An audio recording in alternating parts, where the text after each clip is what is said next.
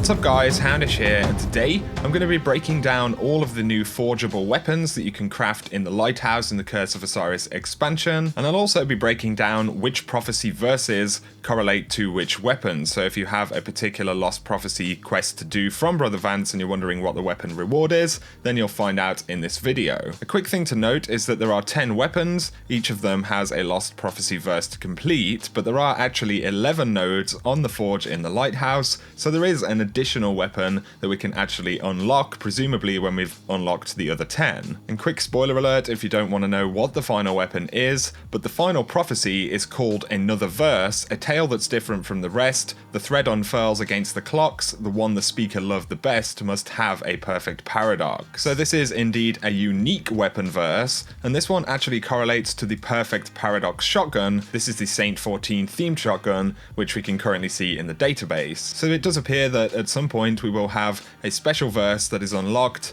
and there may actually be kind of a quest behind this, but considering this is probably the final weapon, I'll break down the perks for this one at the end. So onto the forgeable weapons themselves, we have the Garden Progeny 1. I'm not going to break down the perks and everything for this one because this is essentially the first verse that you have to complete in order to unlock other verses. So you'll almost certainly have that one already, but the second verse weapon is the Conqueror 2. Obviously the number on the weapon correlates directly to the verse itself. So this is a kinetic SMG coming in at 900 rounds per minute, so very much like I believe it's the Suros or Omelon SMGs. So it's adaptive frame, but we have the bonuses steady rounds, we've also got extended mag, and finally tactical mag in the middle column, and then the bonus right here is kill clip. So I believe this is going to be one of the only kill clip SMGs that you can find in this particular archetype, and kill clip can be a pretty devastating bonus, so I think with steady rounds and kill clip this could be a pretty decent SMG. But for weapon verse 3 you'll get the Jack King 3, which is an energy hand cannon right here. It is 150 rounds per minute, so it's in the higher rate of fire archetype similar to Dire Promise. The bonuses, we have ricochet rounds as well as tactical mag, and then we've got accurized rounds, and finally pulse monitor. Pulse monitor auto reloads part of the magazine when the wielder is critically wounded. I believe this is one they showed on stream before the release of Curse of Osiris. Not the most exciting hand cannon,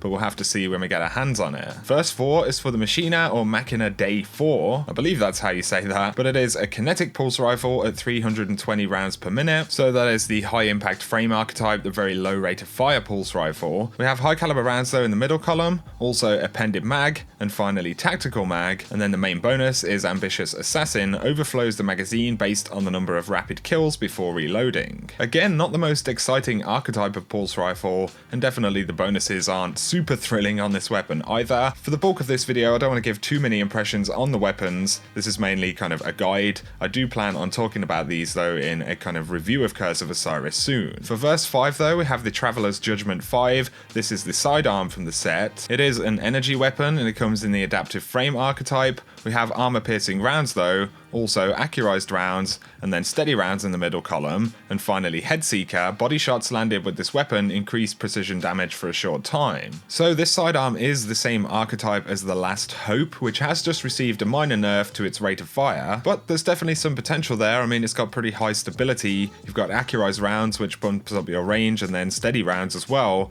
and head seeker, which is going to bump up your damage if you hit body shots before you hit headshots, which definitely is going to happen from time to time with the sidearm, so this thing could be pretty fierce. Verse 6 though will result in the Sol Pariah 6. This is another SMG, this time as an energy weapon. It is once again 900 rounds per minute, so lightweight frame. We've got flared magwell though, phase magazine, ricochet rounds, and then finally we have Grave Robber. Grave Robber actually isn't too bad of a bonus potentially in PvP if you're really up close and being aggressive with an SMG. Another thing this weapon has going for it would be phase magazine, which is going to drop the rate of fire, I believe, down to the anti-OP archetype, so that definitely improves damage performance across the board, makes them easier to handle, and I think on the consoles especially, people do enjoy those slower rate of fire SMGs, so this one also could be fairly decent. Verse 7 though is the West of Sunfall 7, which is a kinetic hand cannon. For the bonuses though, we have accurized rounds, we've got extended magazine, we also have high caliber rounds, and then we've got auto loading holster. The holstered weapon is automatically reloaded after a short period of time. So it will be pretty interesting to try this one out. But for verse 8, we have the Infinite Paths 8. This is lightweight frame, 450 rounds per minute, so it's just like the Nightshade.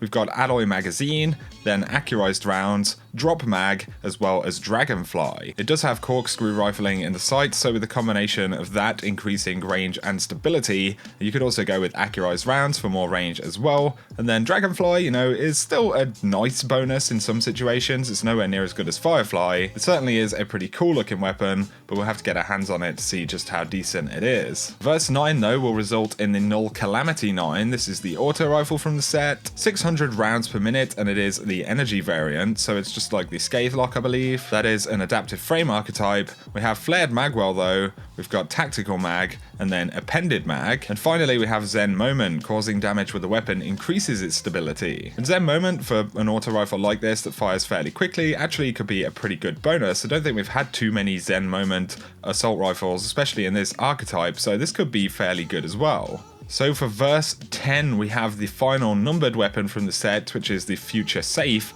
This is the sword. So its adaptive frame comes with the uppercut attack. We've got jagged edge as well as hungry edge. You have the option of burst guard with low efficiency, high defense, or balance guard. Sword guard has balanced efficiency and defense. And then the bonus is on guard. Quick attacks immediately after swapping to this sword do additional damage. On guard is typically a fairly decent PvP bonus for swords. I think in terms of PvE, many people would have preferred to see the bonus that returns ammo to the magazine, but of course that has been changed a little bit with Curse of Osiris as well. Either way, that summarizes the full suite of numbered weapons. The final weapon is the Perfect Paradox Shotgun. And like I said, it appears that there will be kind of a unique or special verse that you get unlocked at a certain point in time, perhaps after completing all of the others. But the lore for this weapon does link directly to Saint 14. Stats wise though, it's 100 rounds per minute, that's rapid fire frame, so it is full auto. I believe exactly the same as Hawthorne's Field Forge shotgun. We have flared magwell, we've got steady rounds, and then accurized rounds, and finally Rampage. Kills with the weapon temporarily grant increased damage, which stacks 3 times. So this is a pretty unique bonus for a shotgun. We don't see this many times. These full auto shotguns can certainly be pretty fun.